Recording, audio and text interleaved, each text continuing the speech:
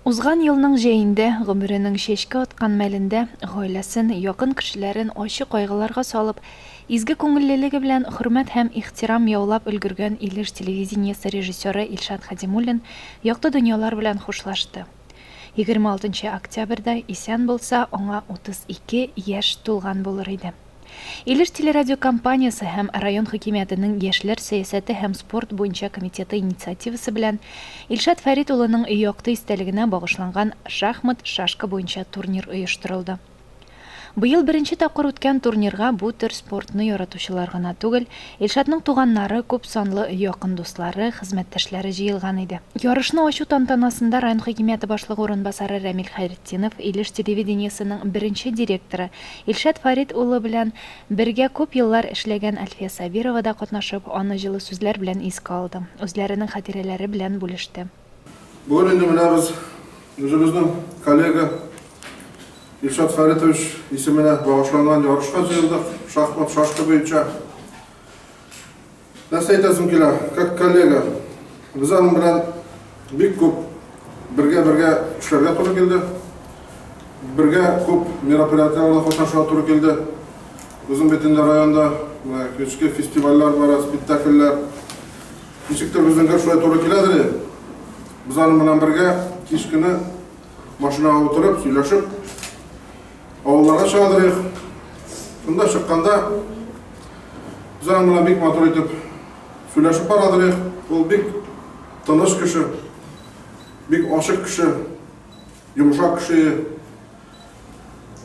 Ул үзенең баласын, туганын сөйләйдер, хатыны турында сөйләйдер. Ничек җир алып, ничек ис алганларын сөйләйдер. Бергә киңәшләшәдер. Шулай сораштырадыр миннән. Шуңа инде мин ул җегетне Илшатны бик уважать итәдер. Тыңлаучаны кая барсак та, ничә дә булса да ул һәрвакытта тыңлайдыр. Шуңа инде менә бик дөрес булган, шундый аны истәлегендә шундый ярыш үткәрү. Мин инде Алла ярдәм әйтәсем килә, инәсенә, әтәсенә, туганнарына, коллегаларына. Һәм инде шушындай ярышларны киләчәктә дә оештырып,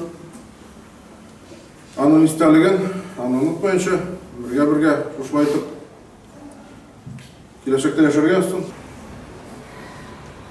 Бүген тантаналы да, шулай ук дулкынландыргыч та, шулай ук шатлыклы да шушы тантанага җыелган барлык кешеләрне безне, барыбызны да шушы безнең шәп егетебез Илшат җыйды. Мондый дулкынландыргыч минутларда ни әйтәсең? Илшат вафат булган дигән тетрәндергеч хәбәрне ишеткәч, күз аллары караңгыланды, җир убылды, йөрәк үзгәләнде, күңелләр купты. Һәм шулай да ниндидер өмет чаткысы әле лепер-лепер булып янды. Әмма ул озак янмады, сүнде. Бу хәбәрчән булды. Һәм инде күңел түрендә әйтеп бетергесез ачы сагыш, хәсрәт урын алды. Мөмкин булса, мин шул вакытларда туган, күңелдә бер туктаусыз йөргән, Илшат исеме белән нык бәйле шушы бер-ике куплет җырны җырлый алсам. Ишеттерәсем килә. Илшат, тыңла. Хушлашмый да китеп бардым, аерылулар авыр бит.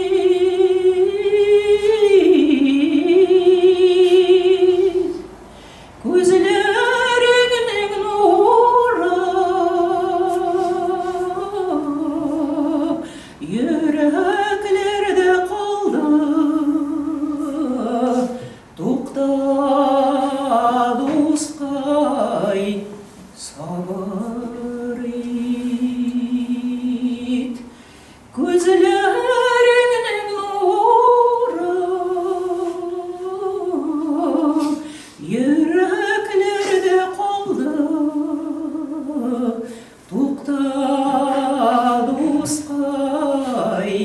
сабырый.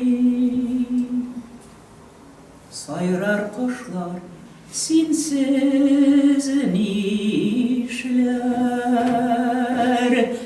ничек агар бу сулар,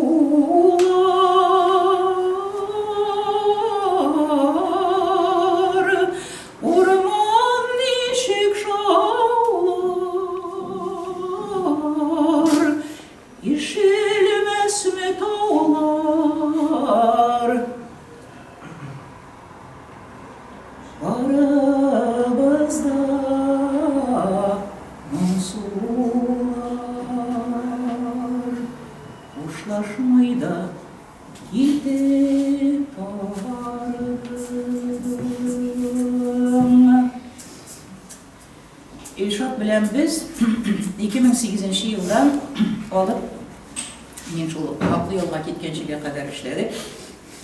Мин аның турында тик яхшы яклап кына телгә алалар. Ул шундый тырыш, тыныч, акыллы, сабыр, уңган эшче иде. Хезмәткәр. Аның белән без төннәрен, көннәрен бергә үткәреп, бик күп кино, видеофильмнар эшләдек. Ул видеофильмнар төрле республика конкурсларында җиңүләр яулады, төрле призларга лаек булып, шундый нәтиҗәләргә ирештек. Һәм инде республикада Илеш телевидениесе Илшат тырышлыгы белән үзенең чын мәгънәсендә үз урынын алган телевидение иде. Шуннан нәрсә әйтәсем килә? Мин инде бүген кабатлап тормыйм. Тәслимә апаның, аның балаларының шундый уңган гаилә булганын, тәртипле, тырыш, ипле, мәдәниятле гаиләдә үскәнгә дә Илшат та, Ринат та менә шушындай матур егетләр, шәп егетләр. Бүген инде Илшатның эшен аның энесе Ринат дәвам иткәненә бик шатбыз. Һәм инде миңа калса инде бүген Илшат Гариповна, озак сөйләмә, минем өчен ул чакта кайгырмасыннар, мин әле шушы якты дөньядан китсәм дә, минем монда үземнең яхшы урыным бар. Калганнар исән имен яшәсеннәр, тормышның кадерен белсеннәр, яшәүнең кадерен белсеннәр дигән теләкләрдәдер мөгаен димен. Һәм шушы теләкләрне мин дә җиткерәм. Алла ярдәм бирсен. Һәм инде чынлап та рәхмәт менә шушы инициатива белән чыккан кешеләргә, администрациягә. Ел сайын дәвам итсен инде. Ел сайын шушлай очрашырга язсын, ел сайын Илшат белән шушлай күрешергә язсын. Турнирга җыелган 30лап катнашучы бу көнне 4 сәгать дәвамында бер-берсе белән көч сынашты. Нәтиҗәдә призлы урын яулаучылар грамота, медаль һәм истәлекле бүләкләр белән тәбрикләнде. Награждается почетной грамотой, занявший 3-е место, посвященной памяти Илшата Фаритовича Хадимуллина, Рафавадис Каюмов.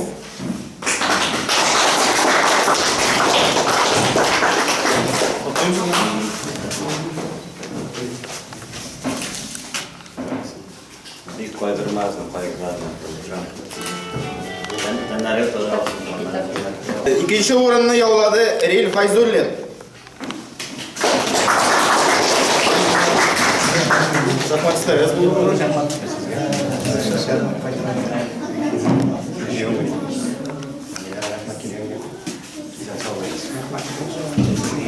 И бірінші орынны яулады бүгін турнирда Озат Латыпов.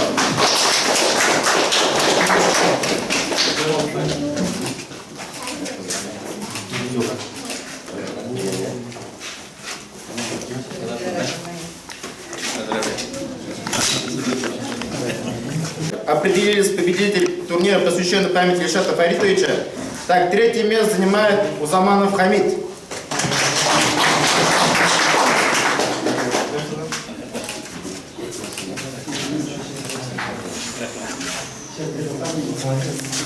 Второе место занимает Гилязов Зуфар.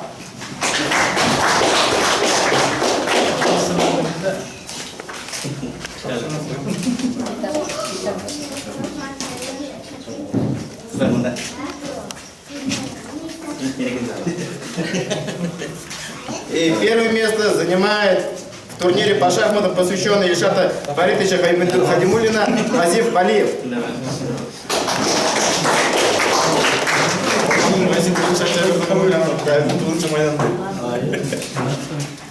Как раз кичәгенә калган көне вакыт шеш. Аның юбилейны тагып кирәсен актер бәйрәмендә. Были категории подростки юноши. Итак, среди подростков третье место занимает Шайхетдинов Радмир.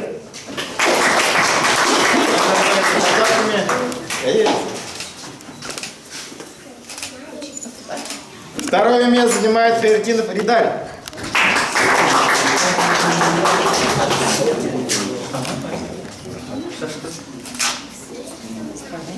И чемпионом среди подростков по шашкам становится Багаов Радим.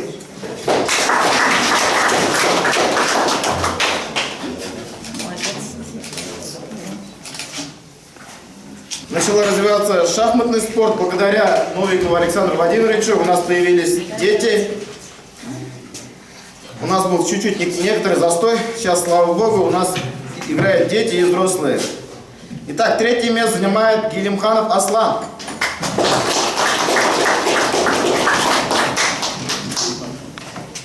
Молодец, Аслан.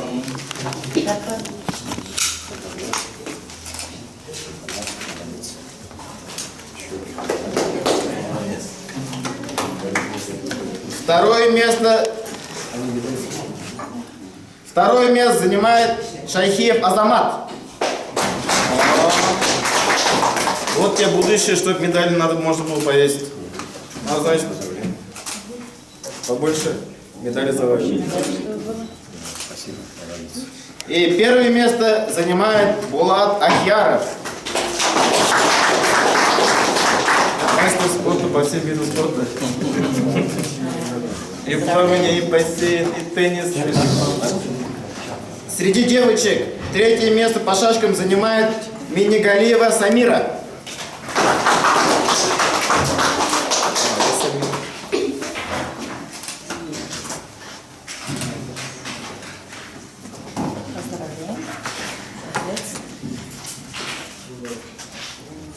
Второе место занимает Габдрахманов Ильмир.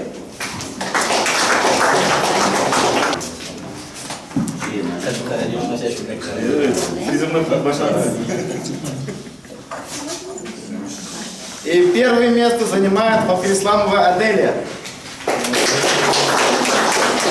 Молодец, Аделия.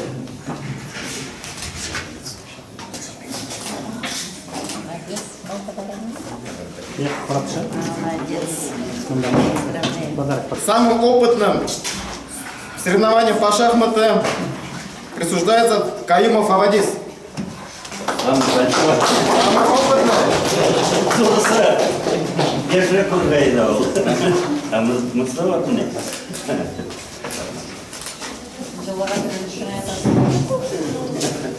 Итак, также определен самый юный участник. По шашкам это у нас Шамсуддинова Азалия.